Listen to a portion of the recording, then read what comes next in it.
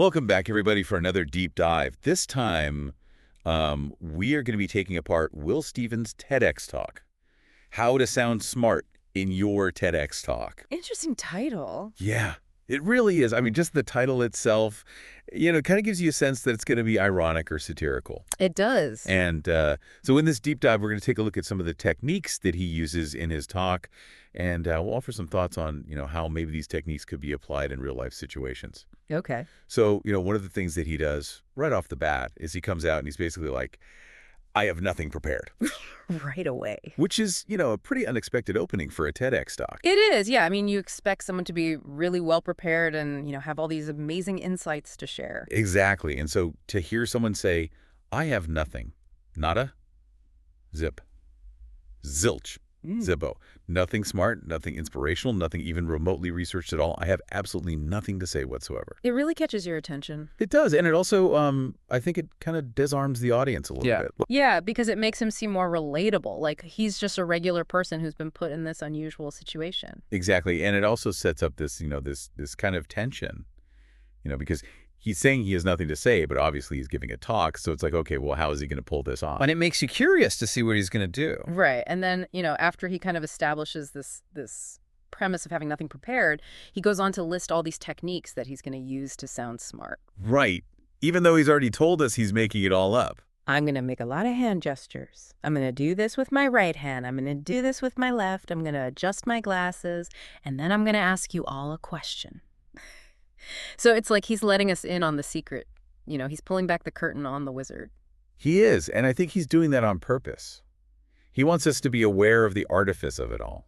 I think you're right. And by doing so, he's kind of raising some important questions about how we perceive intelligence and, how easily we can be swayed by appearances. Exactly. Like, do we really value substance or are we more impressed by a good performance? Yeah. And I think that's a really relevant question in today's world where, we're constantly bombarded with information and it's hard to know what to trust. It is, and it's so easy to get caught up in, the flash and the style of it all. So let's talk about some of the specific techniques that he uses. We heard him mention hand gestures in that clip. Right hand gestures, vocal inflections, rhetorical questions, personal anecdotes referencing famous figures using data and visuals. Okay, whole toolbox of tricks. Yeah, and some of them are more effective than others, and some of them are more ethical than others. So let's start with hand gestures. I've seen speakers who just stand there like statues, and it's so boring to watch. It is, yeah, and it makes it hard to pay attention because there's no visual interest. Right, but even just some subtle hand movements can make a huge difference. Absolutely, they can convey energy and emphasis and passion. Yeah, and I think when you're genuinely excited about something, your hands naturally start moving anyway. They do. It's like your body language is mirroring your enthusiasm. So how could someone apply this in, say, a work presentation? Well, imagine you're pitching a new idea to your team. If you just stand there, stiff and motionless, your message might fall flat no matter how brilliant it is. Right, because you're not engaging them visually. Exactly. But if you use hand gestures to highlight key points, to kind of paint a picture with your words, you're more likely to capture their attention and get them on board. It's about adding that visual element to your communication. Yeah. Making it more engaging and memorable. Right. And it doesn't have to be anything too dramatic or over the top. Even small movements like pointing to a slide or using your hands to enumerate points can make a difference. Now let's talk about vocal inflections. I know I tend to get monotone when I'm nervous. A lot of people do. And it's probably not very captivating for the listener. It can be a challenge, but varying your pitch and pace can make your speech much more dynamic and engaging. So instead of droning on in a monotone, we need to think of ourselves as vocal conductors, guiding our listeners through our ideas with a range of expressions. I like that analogy. Okay, so we've talked about hand gestures and vocal inflections. Let's move on to another technique that Will Stevens uses, personal anecdotes. Right. He weaves these little stories throughout his talk, and it makes it much more personal and relatable. It does. It's like he's inviting us into his world, sharing a piece of himself with us.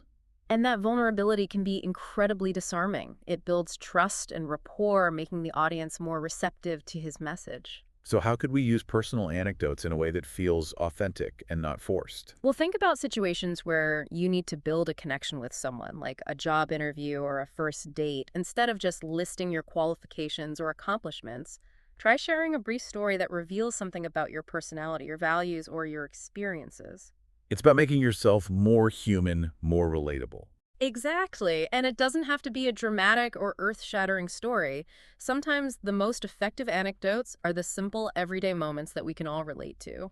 Okay, now this is one that I find a little bit tricky name dropping. Ah, yes. Well, Stephen does throw in some big names like Einstein almost Huh. out of nowhere. Yeah, it's a bit cheeky, isn't it? It is, but it's a common tactic used to kind of borrow authority and create the illusion of expertise. It's like saying, look, even Einstein agrees with me. Right, but of course the connection is often tenuous at best. It's more about creating an association than making a legitimate argument. So how can we use this technique ethically? Because citing experts can be valuable, right? It can strengthen your arguments and demonstrate that you've done your research, but it's important to do so accurately and honestly. So instead of just name dropping to sound impressive, we should focus on finding relevant research and expert opinions that genuinely support our points. Exactly. It's about adding weight to your argument, not Yeah. just window dressing.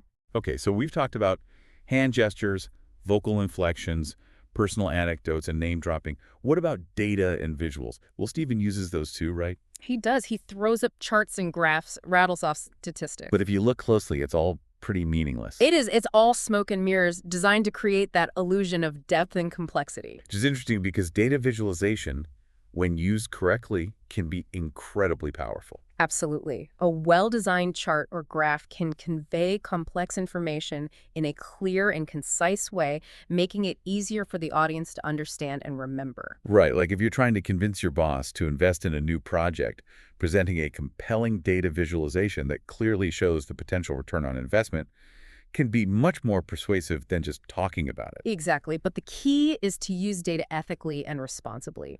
It's not about manipulating the numbers to fit your narrative. It's about using them to tell a clear and accurate story. Okay, so we've covered a lot of ground here. Hand gestures, vocal inflections, personal anecdotes, name-dropping, data visualization. Well, Stephen really throws it all at us. He does. He's covering all the bases. But there's one more technique that we need to discuss: humor. He uses a lot of self-deprecating humor throughout the talk. Humor is a powerful tool in communication. It can Mhm. disarm the audience, make them feel more comfortable, and even help them remember your message. And especially when it's self-deprecating humor. It's like he's saying, hey, I'm not taking myself too seriously, so you don't have to either. Right, and that can create a sense of connection and trust. It shows that you're human, that you're willing to be vulnerable. So how can we use humor effectively without coming across as cheesy or forced? Well, it's about finding the right balance and knowing your audience. What might be funny to one person could be offensive to another. So it's about being mindful of the context and using humor that feels natural and authentic to you. Exactly. And remember, sometimes a well-placed pause or a raised eyebrow can be just as effective as a laugh-out-loud joke. It's about using humor to enhance your message, not distract from it. Well said. Okay, so we've covered a lot in this first part of our deep dive. We've explored how Will Stephen uses a variety of techniques to create the illusion of intelligence in his TEDx talk. But there's much more to unpack here.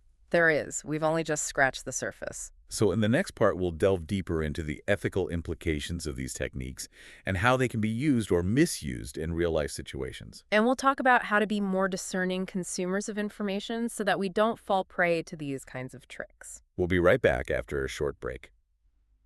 You know, it's important to remember that Will Stephen isn't really trying to teach us how to fake intelligence. Yeah, there's definitely a deeper level of satire going on here. He's actually exposing how much of intelligence is really just performance, how it's often more about presentation than substance. Right, it's like he's holding up a mirror to society and showing us how easily we fall for appearances. And I think that's a really important point because we live in a world where it's so easy to project an image of intelligence even if you don't have the substance to back it up. Yeah, you see it all the time online, people using all the right buzzwords and dropping all the right names, but when you actually dig a little deeper, there's not much there. And that's the danger of these techniques. When they're used unethically, they can be used to manipulate and mislead people.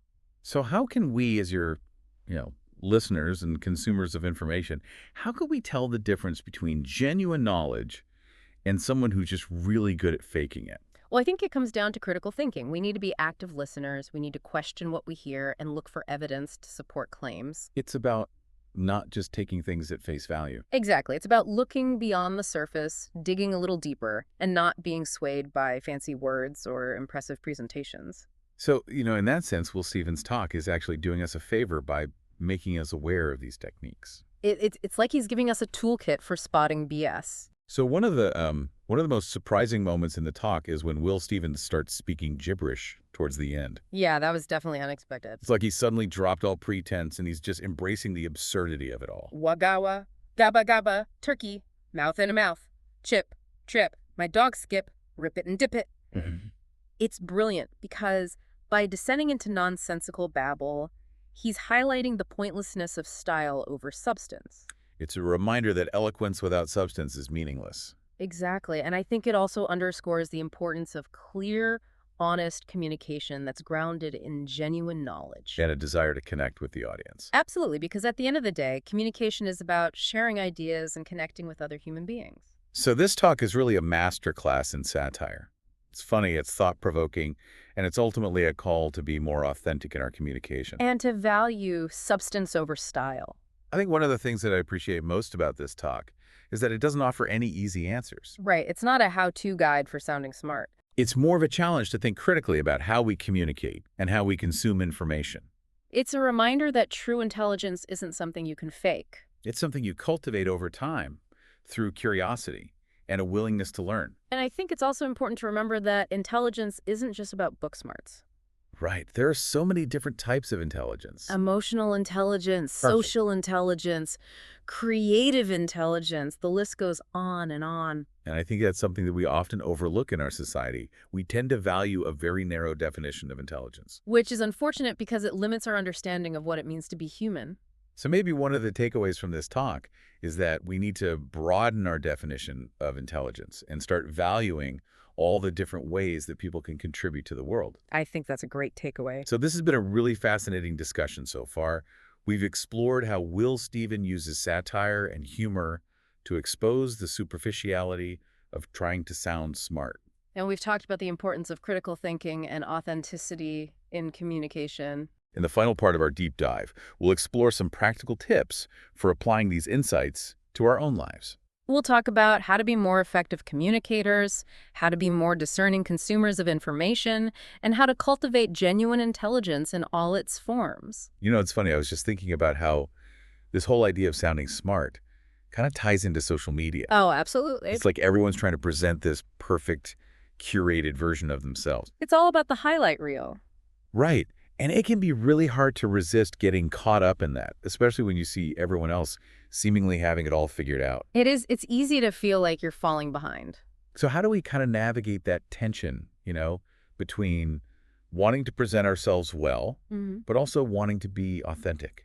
Well, I think it starts with being mindful of our intentions. Yeah. Why are we sharing what we're sharing? Yeah. Is it to genuinely connect with people or is it to impress them? And I think it's also important to remember that social media is just a snapshot.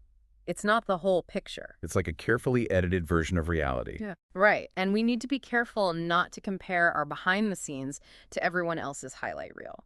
So maybe one of the takeaways from this deep dive is that it's okay to not have it all figured out.